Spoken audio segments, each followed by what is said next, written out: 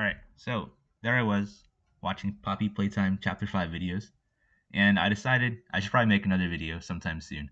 So this video is going to be about the top 8 from EUIC against Frederik Nielsen. This one's a little important just because if I win this, I technically get an auto invite, but honestly, it didn't matter too much because going into this event, I already had like over 1,000 points, so I guess it's more just for the rest of NA. It's probably better if I got the auto invite. Okay, so here's our two teams. Compared to the finals, I didn't have that much time to prepare for this, so this section is going to be a little short, maybe not as like detailed as the other one. So one thing that stands out on his team is the Dondozo having Oblivious with Covert Cloak. This obviously shuts down my usual fake out approach that most people do in order to shut down Dondozo. So this means I had to come up with a new plan. One thing that at least comes with Oblivious is stat boosts do matter here compared to Unaware, so this gives me the opportunity to set up either Calm Minds or Sword Dances.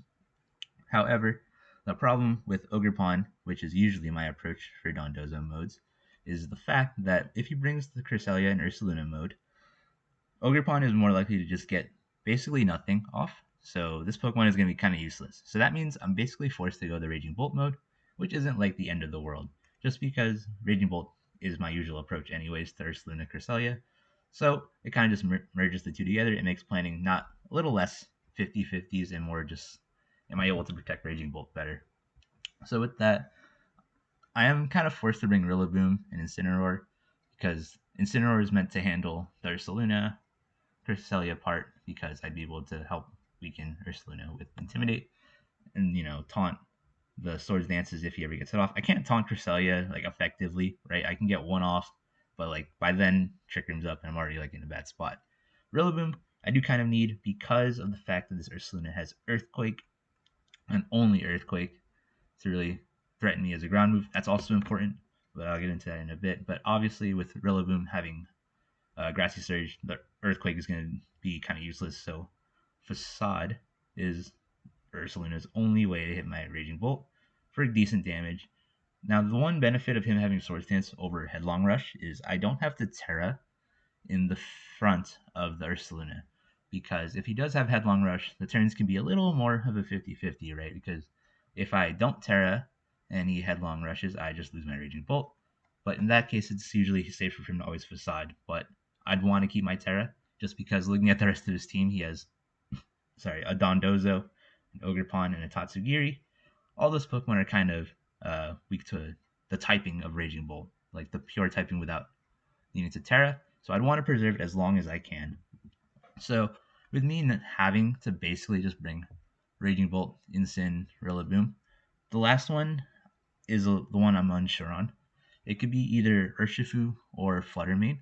Fluttermane's better if he brings the Dondozo mode because I'm able to outspeed it and paralyze the Dondozo with Thunder Wave, which could help with my Raging Bolt plan if he does go with Dondozo in the game.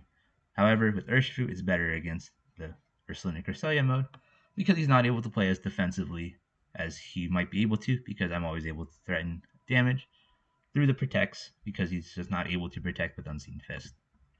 So yeah, I decided to go with the Raging Bolt Rillaboom as a start just because this is kind of covers one lead that I thought he was going to do, which is Cresselia Dondozo. Obviously, in this case, I could just always Wood Hammer the Dondozo to force it to Terra because I would rather one of these other Pokemon Terra to make it easier to handle the Ursaluna in the back because I'm fully expecting the first game to be Cresselia, Dondozo, Ursaluna, and Tatsugiri. But another lead that came up into my mind was like Ursaluna, Ogerpon. I never got that far on what the back is, but I felt like Raging Bolt and Rillaboom could cover that. So with that, my plan was basically kind of static. I basically always had to just bring a Raging Bolt, Rillaboom, Incineroar, and then Fluttermane's more likely just because, again, like Urshifu, I would just lose to Dondozo because I don't have a way to like effectively shut it down. Okay, so here we are in the first game. As you can see, I do the Raging Bolt Rillaboom lead like I was talking about in the pre-planning section of the video. But he does a lead that I'm not really expecting too much of Incineroar and Dondozo. The Dondozo I kind of expected, but the problem with Incineroar is I don't really know who the other Pokemon in the back is. It's obvious that the last one's Tatsugiri, but The last one could be either Ogerpon, Ursaluna, or Cresselia. It's not like that obvious on who it is. Cresselia isn't really likely just because I don't really think you'd bring it in the back in a scenario like this. So my only two realistic options are just Ogerpon and Ursaluna. The one I'm most afraid of is Ursaluna because if I spend way too much resources trying to take out the Dondozo, Ursaluna is able to just sweep through the rest of my team, which I don't want. So, from my point of view, I'm expecting the Ursaluna is in the back. So I'm just playing off of that. On this first turn, it's probably more likely that he's just going to do the switch into Tatsugiri, just because Dondozo is just going to be doing nothing this turn. So this is probably the time for him to either protect Dondozo, or he could switch in Tatsugiri. And those are basically the only two options I'm thinking he's going to do with Dondozo. So this gives me the perfect time for me to already get going of my anti-Dondozo mode, which is bringing Fluttermane in, Thunder Waving, and trying to set up my Raging Bolt. So I am right that he does do the switch into Tatsugiri. However, he does do something that makes the situation a lot worse than what I was originally anticipating. And he goes for Order Up into my Raging Bolt, which I lose like around 60 or 70%. And all I got off is a Calm Mind. So usually that would look good because Calm Mind is my way to win versus Oblivious Dondozo. But this goes bad because I've lost way too much health doing that. So now the problem is that this is becoming a little bit of a 50-50 because of this Order Up into my Raging Bolt. From Frederik's point of view, he has to guess what I'm going to do with Raging Bolt is the important part. I'm always going to Thunder Wave with Fluttermane, and there's no getting around that unless I miss the Thunder Wave. In Frederik's mind, he has to guess if I'm going to protect the Raging Bolt, and if he expects that, he could just Wave Crash the Fluttermane. But if I attack with Raging Bolt, he also has to guess if I'm going to Terra or not. If he thinks I'm going to Terra, he'd Wave Crash. If he thinks I'm not, he's going to Order Up. Wave Crash might also still get me, honestly, just because of me being at half health. I wouldn't be surprised it's at +3. Like, I have a feeling that even if he Wave Crashes, it's still going to pick me up. So in my head, this is just a 50-50 on who he's going to attack. But for Frederik, maybe he knows a little more with the calcs than I do about how much Wave Crash does. So maybe in his head, it's also a second 50-50. But for me, it's just one 50-50 of Thunder Waving and Protector now of Raging Bolt. So in my head, I decide I should probably just attack now because I think he's going to Wave Crash because I think it's really obvious that I'd Protect here, which also Protect kind of helps a bit too in my scenario because I'm able to just obviously get more health, which is what I want if my goal is to set up with Raging Bolt and sweep with it. So I get the Dragon Pulse off, and this does a good amount. And I get a little lucky here that he gets paralyzed. We saw that he went for Wave Crash, so that I'm not actually sure that takes me out. It could have been close, but getting paralyzed and stuff like that is pretty bad for him because that means my Raging Bolt just gets a lot more HP for free, which obviously he doesn't want since he wants to try and take it out as soon as possible. So here, it's basically the same 50-50 again, right? Because the Dragon Pulse didn't do too much to scare it off. So here it's just if I'm going to Protect again or if I'm going to Dragon Pulse. So we're in that same scenario. In this case, I think now he can't take me out at +3 with the Order Up. So I am more inclined to Protect here. So I think about protecting now to get the health back and also maybe chip the Dondozo if he goes for an attack in order to make it easier because that Dragon Pulse did a lot. And ideally I want to finish off with Dragon Pulse. So if he goes for the Terra, this is probably reading me to Thunderclap. But because it's slowed down already, like I'm not really inclined to really press Thunderclap. I'm more inclined to just go for Dragon Pulses. So here he goes for Wave Crash into my Raging Bolt, and this is a really good turn for me because I got free damage onto Dondozo, and now it's at the point where Dragon Pulse can pick up the Dondozo, which is basically what I want. And the important thing is I'm still an Electric Dragon type, which means I'm able to handle the Incineroar in the back more effectively because if I'm a Fairy type, he could just Flare Blitz me But since I'm Electric Dragon, the most he could do is U-turn and one single knockoff before it becomes not as strong. And then he goes for a protect. He gets paralyzed, which kind of helps a bit. Honestly, looking at this now, like that probably did kind of matter a bit because Dragon Pulse did like 70 and he had 69 by the time that Dragon Pulse came off. So I guess I did kind of get a little lucky with this Dondozo turns, but I guess that's what happens when you use Thunder Wave. So now the Tatsugiri pops out. That's fine. So here, once he shows Ogerpon, I kind of realized that I'm in a really good spot because if this was Ursaluna, I'd still be in a little bit of a sus spot just because I definitely don't have ways to handle Ursaluna fast enough, especially if it's next to like Incineroar. Because from there, it's kind of just comes like these weird mind games of like if he's gonna fake out and if I'm able to handle Incineroar and Ursaluna, which honestly with my team I don't think I have enough firepower to really deal with it, just because the Ursaluna might get a little too much damage off. Even if it gets like one facade off, that's really bad for me. So because his last one's Ogerpon, I'm in a really good spot here because since I'm still the Electric Dragon type, because I held my Terra for so long, it's really good against the typing of Ogerpon, so that can't do too much. Basically, the only threat for me is Tatsugiri, and the only way this is a problem is if he crits me with Draco Meteor. So this turn, it's relatively safe for me to just Icy Wind and Dragon Pulse into the Tatsugiri, since that's the only problem. So at this point, I'm just hoping that he doesn't crit me. And yeah, there's not much Frederik can really do from here, just because I have so many options. I do a double protect here, just because I want to see if one of these guys is going to protect. And I did get lucky that the Tatsugiri did protect. So I'm able to bait out a protect, which helps a lot. And now because the Tatsugiri protected, I'm able to safely, for the most part, go for Icy Wind and Dragon Pulse into it. So the only way he can escape that is follow me. But you'll see from here that the Dragon Pulse does a little too much to the Ogerpon. And since I live at Draco Meteor, I basically have the game sealed up because there's not much he could do to cover for it. Because Moonblast now also just takes out Tatsugiri, so he has to follow me in Dragon Pulse, but he'll never be able to get that situation off. So, yeah, from here it's just spamming Moonblast and Dragon Pulse until the game's over. So they're just sitting around waiting.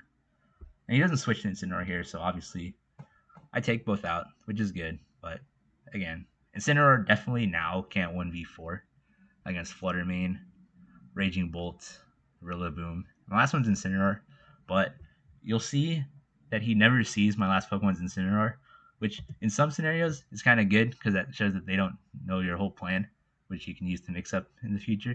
But in this case, I think it's kind of obvious my last one's Incineroar, so that doesn't really matter.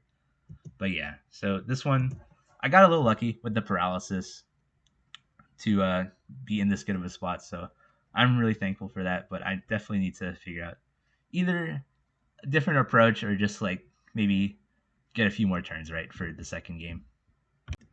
Okay, so here we are in the second game. You'll notice that I do almost the same lead of Raging Bolt and a Fake Out user. The only difference is I switched the Fake Out user for Incineroar instead of Rillaboom.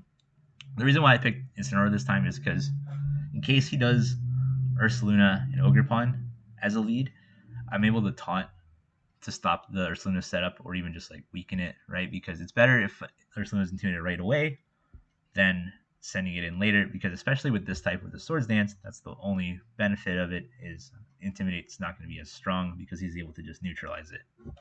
So that's why I decided to do that. One thing to keep in mind at the start of this is the fact that his Incineroar is faster than mine. So that means under Trick Room, I am going to be the one that's going to move first, which is not something that you really want in scenarios like this, but obviously I just had to deal with it. So here, he's definitely not going to let me like U-turn or like just knock off an Ursaluna on the solution. So at this point, I just kind of had to figure out how to play around Trick Room once it comes up. So the most I could do is reposition the Incineroar for later because I want the Intimidate in order to, intimidate the Ursaluna, since I don't want it sort of dancing that much, like I said before. I also decided to parting shot to Cresselia because for the off chance he switches Cresselia into Ursaluna and switches this into what's it called? Cresselia. So one thing I thought you'd do is do a little shuffle with that. It also covers in case I just fake out and then if I fake out this spot and he just switches in Ursaluna for free. So that's why I parting shotted there. I just want to try and make sure that it's not a relatively free turn for him. So here, once again, the scary part of Ursaluna is once it comes in under Trick Room. So the most I want to do now is try and stop that from happening. So it could be a little bit scary on who I want to Wood Hammer. In my head, I want to Wood Hammer the Cresselia just because it's more likely to switch out because it's going to be doing nothing for the most of this game, or for the most of the Trick Room.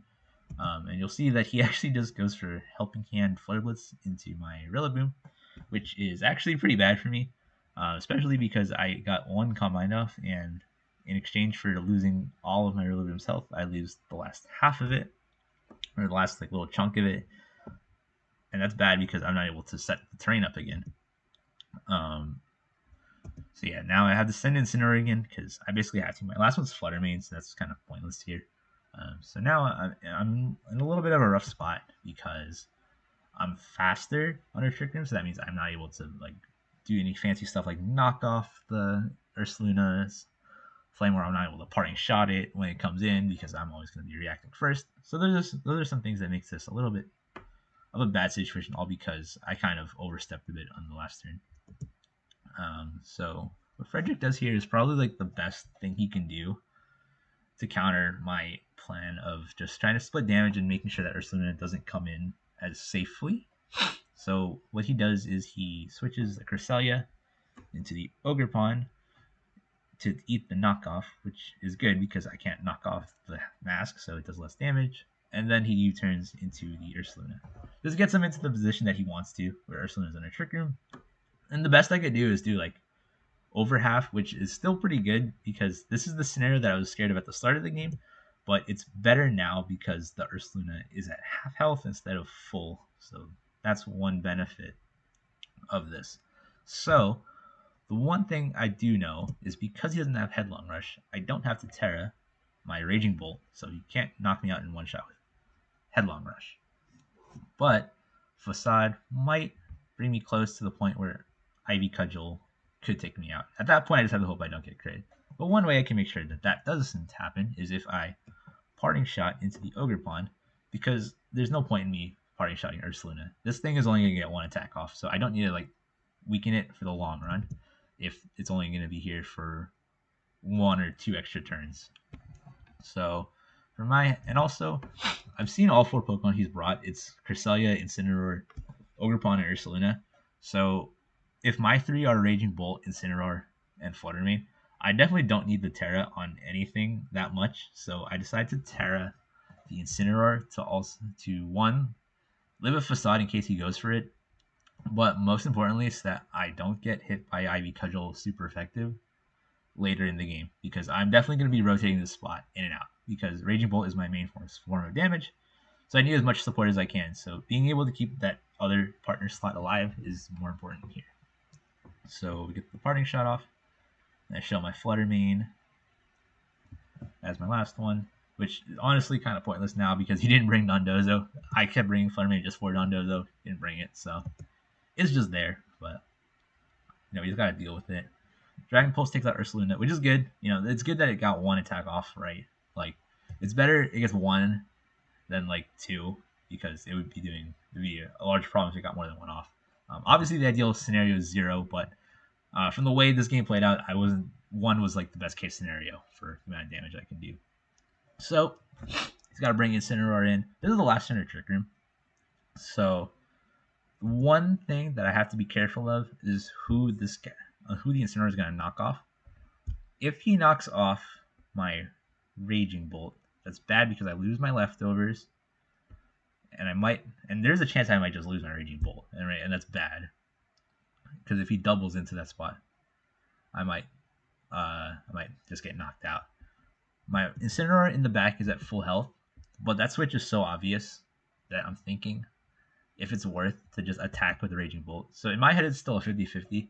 If he doubles my Raging Bolt, that's bad. And if he doubles the Flutter Mane slot, it could be bad if he crits, right? Because Ogerpon's at -1 already because of the parting shot. So when my Incineroar comes in, it's going to be at -2, and Incineroar's at -1. So I'm basically always going to switch Flutter Mane out because there's no reason for Flutter Mane to do anything here. I do not get any value out of it. So I decided to switch it in and try to protect to also maybe get a little repositioning off. Again, this play is a little obvious on my end, but I mean, as long as he doesn't crit me, I'm like in an okay spot. He covers it the best he can because he gains all his health back on Ogerpon in exchange for removing my citrus and doing nothing this turn. So yeah, everyone gets back up to full health basically. Now I'm at like half. So one benefit of him not terraing earlier is the fact that now Fake Out Dragon Pulse is mostly free and he can't punish that, which is good for me. I want to take out the Incineroar just because I want to keep my leftovers as long as possible, so I want to try and get rid of it to remove that possibility. Also, again, the Ogerpon's not really doing anything to my Raging Bolt, so there's no point in me targeting it down. So it's the Cudgel off. It does like a good amount, but it looks like I should live another one, barring a crit. And that Dragon Pulse does like 78 damage, which is good. That means the Dragon Pulse is going to take it out. So now he's in a predicament where he wants to knock off my Raging Bolt to remove the leftovers. But he's basically never going to get that chance to if he attacks with Ogerpon, because he also wants to get rid of my Incineroar as a way to remove stuff like Taunt and also Fake Out. It's also another thing you want to stop. That's another thing. So he's in a predicament. So this is kind of like a pin in my eyes. He can't stop everything. He can't stop a Dragon Pulse into the Incineroar slot. And like Parting Shot, for example, into Ogerpon. Without having to sacrifice the Follow Me, which doesn't help him in the end because the Ogerpon's going to be too weak for my Flutter Mane to pick up. So he's kind of limited options. So he gets the Ivy Cudgel. He crits the Incineroar, which kind of sucks because I'm pretty sure I lived that, but it's still not the end of the world because I'm able to take out his Incineroar, so you just trade Incineroars here. That Ogerpon's just going to be stuck there at basically like -2, so unless he crits, that thing is kind of useless anyway, so it's not that big of a deal. His last one's Cresselia, and I bring back Flutter Mane. One thing, by the way, that helps with my Flutter Mane is I'm timid, so I do outspeed Ogerpons even if they're like max speed. On a team like this, I don't think it's max speed, but that's just something to keep in mind. One other thing that I think in my head is the fact that Cresselia can't really do much to these Pokemon, so this should be a relatively free time for me to get another Calm Mind off. I also have a feeling that Ogerpon might protect this turn. It's going to come down a bit to if I think Ogerpon's protecting now or the next turn. If I think it's protecting now, I can protect my Flutter Mane to keep it around a little bit longer. If I think it's attacking, I should just double it down. So that's what's going through my head now. But most scenarios, it works better if I just protect and Calm Mind. So that's what I go for this turn. The Terra Fairies to Cresselia. So this is where I'm kind of just like, oh yeah, that's kind of an issue if I get to Raging Bolt versus Cresselia. But I think, especially now that I got the Protect on the Ogerpon correct, I don't think that's ever going to be an issue. But one thing I do note here is Cresselia is moving first before my Raging Bolt. I kind of thought it would be the other way around, but that's good to know, even though this turn was a whole lot of nothing. But I got a special defense boost, which helps in the long run, maybe. And also gives my Thunderclap like a little bit of an extra punch in case +1 doesn't kill it. So from here, Cresselia is kind of like a weak Pokemon. It doesn't really do too much damage. So I'm more scared of the Ogerpon, even though it's at -2. That's probably the main source of damage that's going to be coming out of Frederik for the rest of this game. So here it's kind of just like a read as to whether or not I'm going to Thunderclap or Dragon Pulse. I kind of decided to just go for Thunderclap just because I don't think he's going to be able to do enough damage with just Cresselia against my Raging Bolt and Flutter Mane. He wants to take out Flutter Mane, right, to get to Cresselia versus my Thunderclap Raging Bolt. This way I can't hit it. So I have a feeling now he's going to attack with Ogerpon. But even then doesn't go like that bad. but I end up getting it right, and he attacks with Ogre Pawn, and I take it out with the Thunderclap Moonblast combo. And then he Moonblasts my Fluttermane. Him critting kind of sucks because that did a lot more than I thought. My original thought was I'd be able to win with Moonblast and Thunderclapping all the time, just because he's always going to have to Moonblast my Fluttermane if he wants to take it out. But I kind of pin it with Thunderclap. But because he crits, I'm not actually sure if I'm going to be able to do that. I might also just not live another Moonblast. So that part kind of sucks, but just kind of have to deal with it because you can't really do anything about it. I get the Thunderclap off. It does okay damage. I kind of thought also me being a +2 with the earlier like Calm Mind when he protected would help a bit. As you can see, it when I get the Moonblast off, it doesn't actually take it out. It brings it as a 26 HP, and I lose my Fluttermane. So now we're in the Raging Bolt and Cresselia endgame that people have probably seen already. The thing is here, I can't touch him until he goes for Moonblast. However, Frederik has 3 different moves on his Cresselia that don't do damage. So I am basically stuck here, hoping that eventually he presses Moonblast. Eventually. But he has like so much like options that don't involve Moonblasting that I do not know if that's ever going to happen. I have a feeling that he's not going to want to attack until he's at like a healthier HP. So that's why I kept Calm Minding before him since he was around the green, because that's when I thought that by the time he does attack, my Thunderclap might actually just knock out the Cresselia from there. So that's why this turn I thought I was going to Thunderclap, but I Calm Mind. So now I'm at +5. But yeah, eventually there's going to be a point, right, when he's like in the green-ish that he might just Moonblast to try and take out or chunk my Raging Bolt. He can't take it out. And the Thunderclap would do a lot to it. So now we're just sitting here recovering health until we're both at full. One thing to keep in mind is if he does crit me, that's bad. But my logic, at least here, is Thunderclap should do enough to the point where he has to spend time Lunar Blessing again. And I'd be able to get my health back up to repair the crit if he ever gets one. That's the one difference, at least, that Cresselia has compared to like Farigiraf, which this endgame can happen to. So one thing you'll notice, I kind of, since this game's going by kind of fast, I'll just pause it here. His Your Time's at 17 seconds. I noticed earlier that he was at 39, so I kind of thought that he didn't realize that he was running out of time. At a point, sometime between I said that and now, I noticed he was taking these moves a lot faster, so I kind of realized he definitely knows he's running out of time. So I can't just like hope that he's running out of your time. So here, it's kind of just like stalling, but I don't want to stall too much that I stall for too long that my own your time runs out, because I want to at least win with the 3 minutes. I want to have at least 3 minutes on my your time left. This way I can just win by stalling out, or at least I think I win.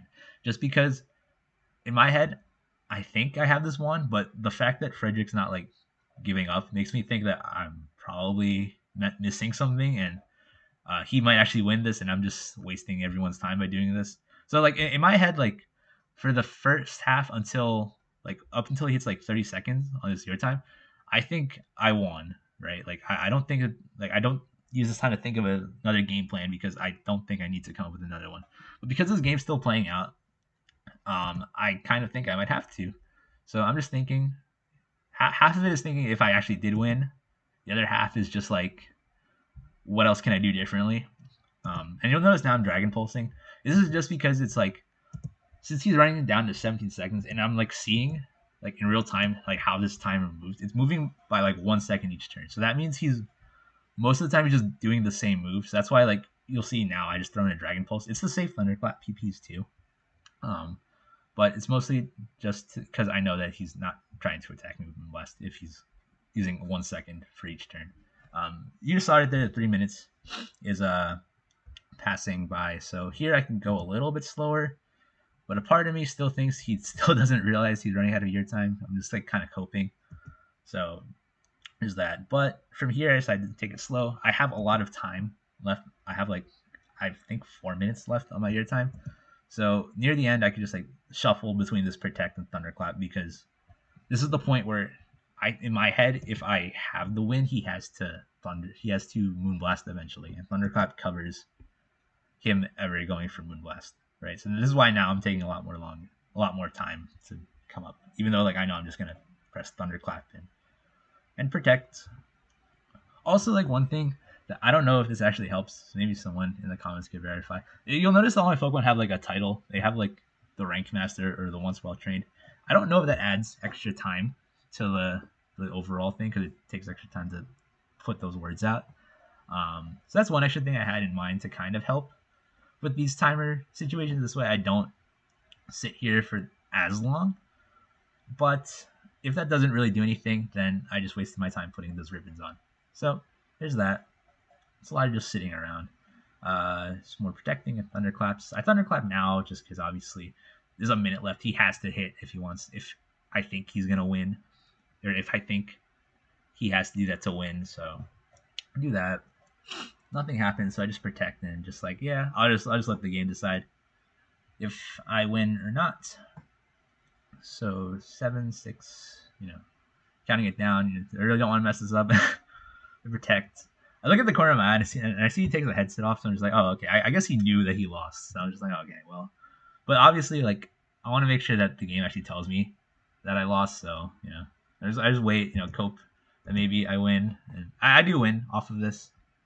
So, yeah, I won off of the percentage. So that definitely was a lot of nerve-wracking stuff because, you're just sitting there. You think you won, and then you're not actually sure until the game decides to tell you who the winner is.